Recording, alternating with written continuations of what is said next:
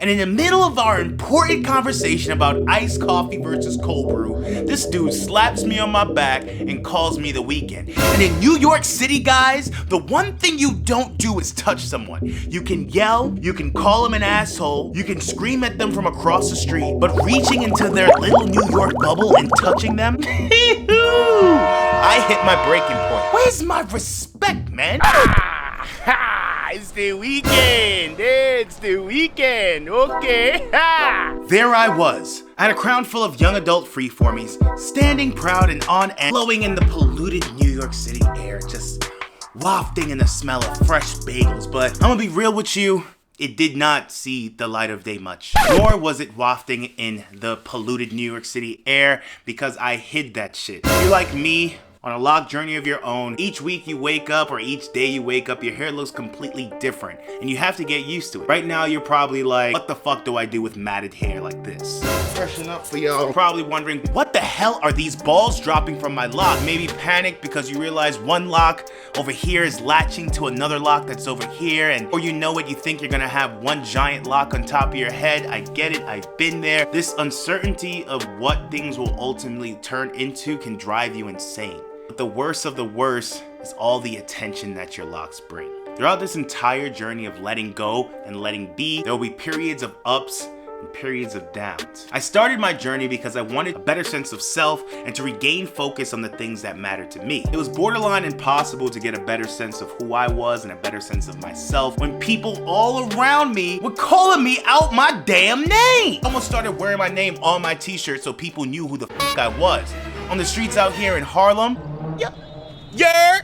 Yo, weekend! Where the party at, weekend?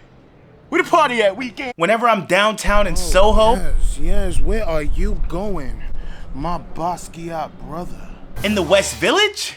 Hey there, little one. Little one. Do you need food? Here you are. Some garlic for you. Make the stomach aches go away. Even in the streets of Brooklyn. My name is DOMI. Dreadman. You're Dreadman. Who, me? Yes, you. Respect. Thanks. I mean, respect. Wow. Respect. Everyone calling me outside of my damn name, I said, F it. I'll just go ahead and make sure I keep them under wraps and wait till they're just about a good length where people won't talk about them. This is one of the lowest points in my freeform Loc journey. I was literally afraid to walk around confidently anywhere. I legit freaked out whenever people took out their phones and just had it like this across from me. Like if the camera was facing me, we had a problem. And it's one of the biggest lessons that I'm glad my first crown taught me. No matter if you're feeling up or if you're feeling down, guys, your locks will attract energy, both negative and positive. People will cross that boundary and reach out to you and touch you, and you have to be mentally ready for that. And I don't mean just touching you physically, I mean staring at you, screaming at you from across the aisle, walking up to you and playing a game of 21 questions. The theme, your head, and you have to be ready to handle that. I've seen it all. I've flipped out on middle school girls recording me, and I see it in the reflection of the train window behind them. Foreigners who literally forget to turn off the flash on their camera. Oh no! Even people just getting up and avoiding me as soon as I walked onto a train or walked into a building. I actually kind of like that one. So I hid my hair, I hid my eyes, I hid my head, I hid my body, smoked up and hid my soul, and just went out into the world focused on just my work. And for a while, it paid off. I got a manager position at the cafe. The internship I was working at led to a job offer. I stopped caring about what people thought and I was just focused on my goals. Yeah, what's the worst that could happen to a guy who's forcing himself to be a shut-in?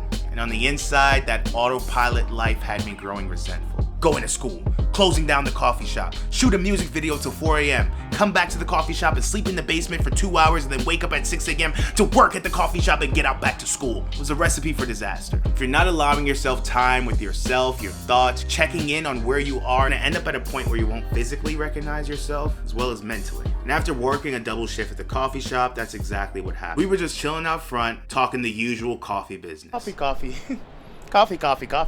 Espresso. Decaf. Extra foam. Espresso.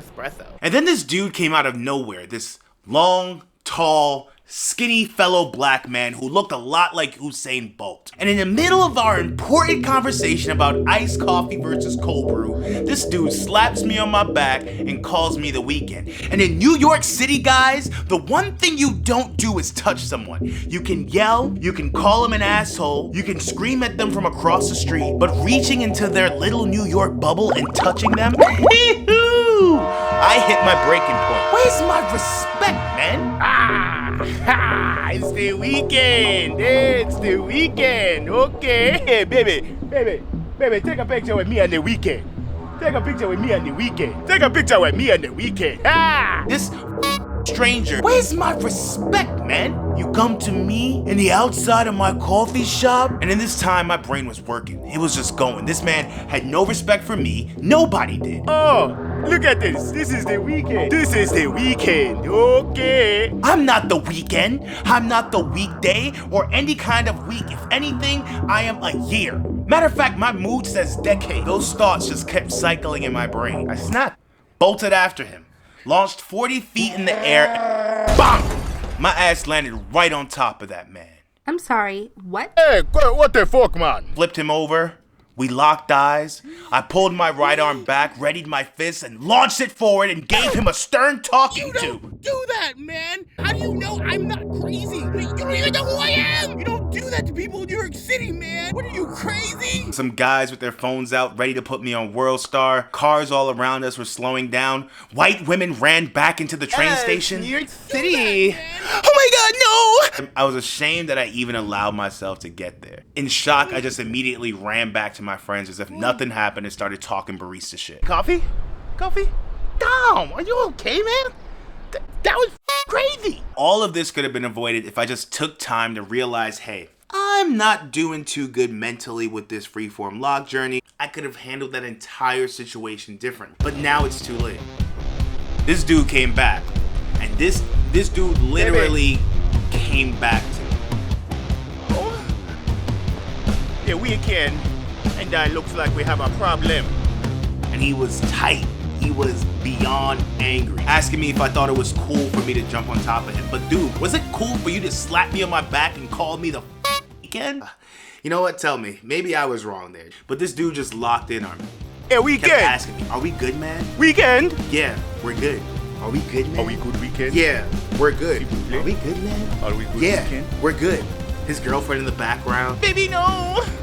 No. He's not worth it. Yes, I'm good.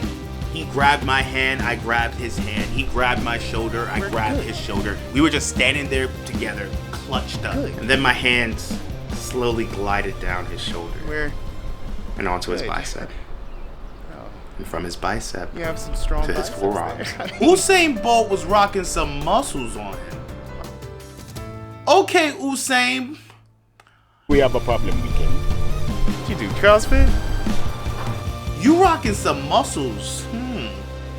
I looked over across the street and saw the bag that his girlfriend was holding. Looked like a mixed martial arts bag, specifically jiu-jitsu. So if this man dare get a hold of me, my ass is grass. If you get in a fight, the best thing to do is always run. And if you can't run, at least make sure your locks are tied up. I had to think. Think, Tommy, think.